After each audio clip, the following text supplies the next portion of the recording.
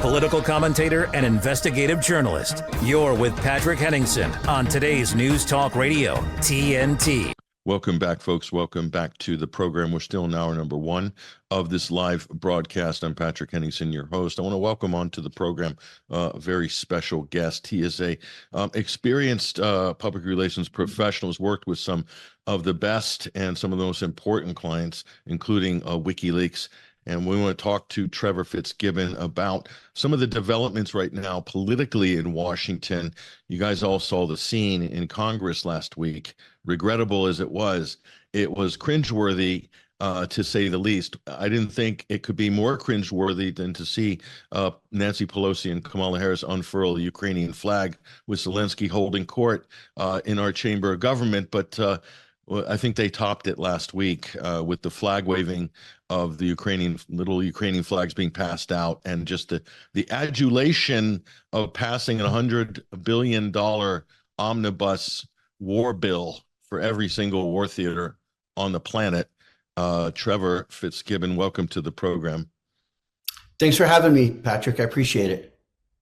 Trevor, you've been around, you've seen politics. You've been on the front lines of some of these issues for a while, so you have a chance to kind of compare from past experience. What on earth was that scene in Congress last week? I don't really know what to make of this. I'm frightened by it on one hand, but I'm perplexed on the other. They're just not reading the room. I just don't see the country backing this type of a scene. What are your thoughts? Well, I think if anybody ever had doubts that both parties have been captured by the military-industrial complex, I think that what just transpired is so blatant and brazen and in front of the voters' faces right now. It's remarkable. I personally, I talked to my friend last night who lives in Ukraine. He's probably a friend of yours, George Julian. It's such a profoundly immoral action that Congress has taken to send another $60 billion to Ukraine, where you already have a generation of young men and some women that have been decimated and are no longer alive because of this war. And where they're having to pull people off of the streets, old men like myself that are in their 40s and 50s and 60s to beg them to come and fight, because they simply don't have the soldiers of the normal age anymore. It's shocking, and it's really sad. And I just want to say there's no justification for it from a moral standpoint at all, because any member of Congress has somewhat, or at least has a staffer who has common sense if they don't. And they understand that this war, what it's been from the very beginning, is a war of attrition. And Ukraine just simply does not have the troops, whereas Russia does. And so some Russians are going to die, but more Ukrainians are going to die. And it's literally, it's destroying the entire country of Ukraine. And so I think giving them another $60 billion as opposed to forcing them to the table, to negotiate a peace agreement, as we had back in Turkey before we blew it up, I think it's unconscionable what's happened right now. So they're kind of pushing this country to continue fighting a war of attrition, as you said, Trevor. That's exactly what it is. Pushing this country that's in a very weak state. Let's be honest. Ukraine is not in a strong state.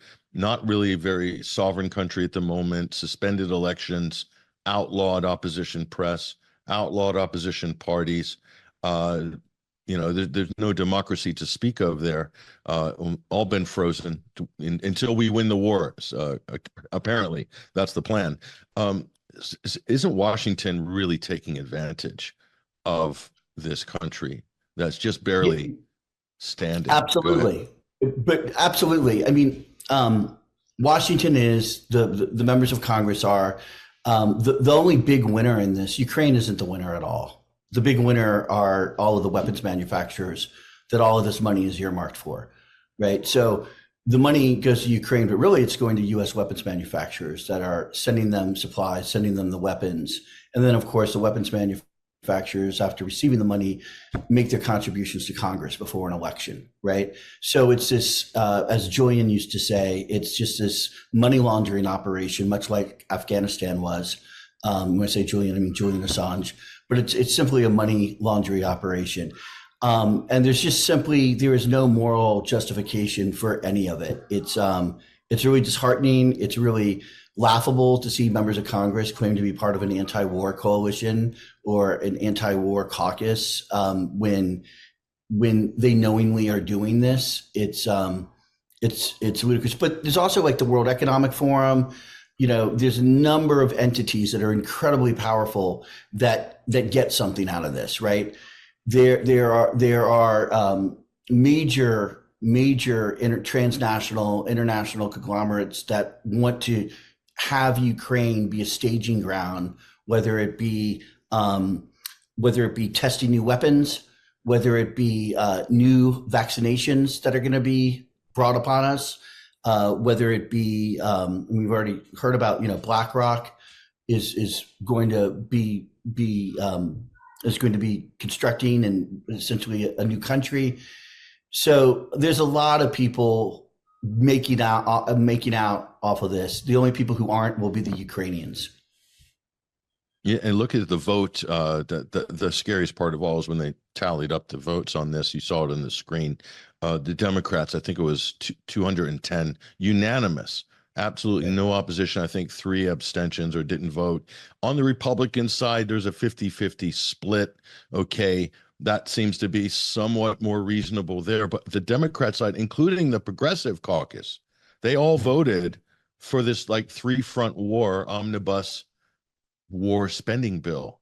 I mean, right. So even Ro Khanna, right. Who's arguably the most progressive, one of the most traditionally anti-war, always right. seems to be on the right side of a lot of these issues.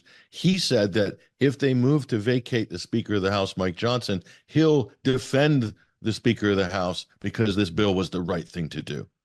Right. What do you make of this? I think that, Ro Khanna is also the member of Congress who called Nicole Shanahan, the new vice presidential pick of Robert F. Kennedy Jr., and attempted to convince her to drop off the ticket. I mean, the level of influence, peddling, corruption, information operations that are happening right now within the Democratic Party it's astounding. And it didn't used to be this way. There has been this real transition, and I think that it kind of started with the whole bogus Russian hacking narrative back when Hillary lost, and it's just and that was based on an information operation that came out of Ukraine. But it's incredible to think this little country has such a hold on the United States of America. And it's just quite shocking. And again, the immorality of this, when you're going to have so many Ukrainians dead and dying, and who have we allied ourselves with? So many Nazis, white nationalists, right? Everybody that the Democrats attempted for 8 years to claim Donald Trump was, right? As soon as we get in there, the first thing Biden does is ally ourselves with the same people he was trying to accuse Donald Trump of being. And I'm not a Trump supporter, right? So it's crazy. It's just despicable. Yeah, I think there's a lot of disenchanted voters as well, a lot of young people as well. And this is kind of interesting how all of this is playing out, Trevor. At the same time, you're seeing these scenes at universities right across the country. They're protesting wars. They're protesting the war in Gaza as well. And then there's this clampdown on free speech. Congress is even encouraging the clampdown on free speach. Right. They're passing resolutions. It's outrageous. Dragging academic presidents of universities in front of select committees to explain why they're not clamping down on free speech. Is this America? No, it's not. It's like a bad sequel to Red Dawn 3. I mean, the type of suppression of free speech, the red baiting, the Russia baiting, if you have any criticism of Israel, you are just automatically considered to be anti-Semitic. There's a huge lawsuit right now, by the way. I just want to flag, and I know we'll get to WikiLeaks in a second, but just I want to point this out. There's a massive lawsuit that's a landmark lawsuit. There's a gentleman named John Sable who has a group called the Patriot Voice, and they put on these conservative patriotic conferences. And he was listed in the Anti-Defamation League's glossary of extremism, along with right next to terrorists that have been convicted, right? Like terrorists, right? His life was ripped apart. He's suing the ADL for $25 million, and they're moving into the discovery stage right now. And it's incredible to see groups like the ADL and how interlocked and interconnected they are with all of the intelligence community, the Democratic Party, the DNC, the FBI, where if you're out of step, or if they want to take you out and target you, they'll list you in a glossary of extremism. They've come after me. Michigan State University has come after me, said that I'm one of the 4 influencers for QAnon. I mean, just ludicrous, outrageous things, right? And but there's a method to the madness, because they brand you and they want to discredit you and take you out. And unfortunately, there's such a lock on both AIPAC and the diaspora. The Ukrainian diaspora in this country are so incredibly powerful that they have a lockhold on both parties. Yeah, so these are effectively foreign lobbies. So whether it's the Israeli lobby, the Ukrainian lobby, you could name others, applying undue influence on lawmakers with large sums of money and getting the results that they want. We need a Julian Assange lobby. We need a WikiLeaks diaspora. That's what we need right now to protect him. And, that's interesting, this technique of going after people. They say once you've been branded, once you've been put on the list, about this all too well. Everybody that supported WikiLeaks, worked for WikiLeaks, helped WikiLeaks at some point over the last 10 years was sort of marked as a target in various different types of, defamation campaigns, trying to, sideline their careers and so forth. So we've seen this. Obviously, the ultimate example of that will be, the founder of the organization, Julian Assange. But you've got firsthand experience on that side of things. Yeah, I mean, just to be real clear, like I have court next month because I'm in the middle of litigation as well. Being targeted by a contractor who tried to infiltrate WikiLeaks, and so I'm in litigation against somebody next month.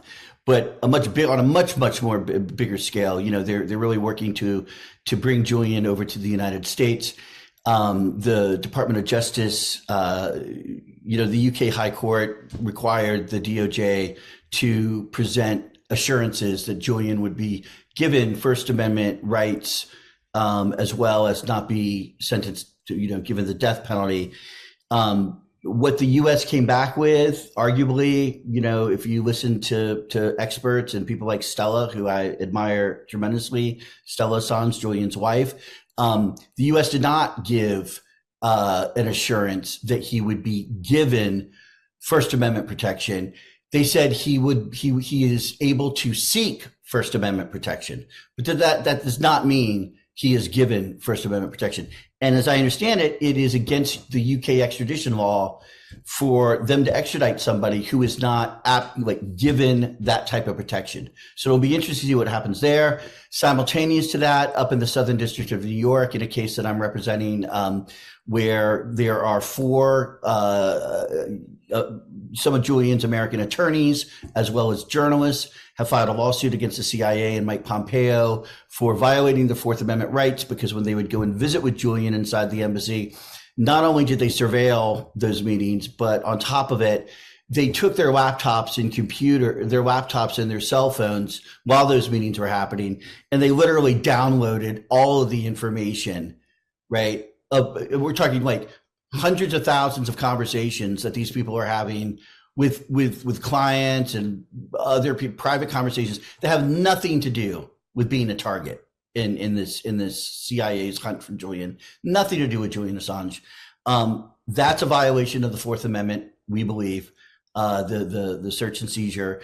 And so Director William Burns, in a very, very unusual move, has invoked the state secrets privilege clause. And what that essentially means is that the CIA is arguing that they can no longer participate in this case. You cannot move forward with this case because it will violate national security for the United States. We don't buy it. We have 30 days to respond. We're readying our response right now. And then after that, the judge will make a determination. But we have a judge where we have a chance. This is a judge who ruled against the DNC when they attempted to sue WikiLeaks on the emails with Russian hacking and everything back in the day. So we do have an opportunity with this judge. We're just going to put our best foot forward. But let me just say one other thing. The CIA's motion to dismiss in using the state secrets clause, they've sent it to the judge. We're not allowed to see what's in it. Our attorneys aren't allowed to see what they've given the judge because it's top secret. So it's like, how are we supposed to respond to something that we're not even allowed to see? It's outrageous. But that's so they're above American democracy right they now. They claim they're above the law, that they're not subject to any laws or anything like that, even in the United States.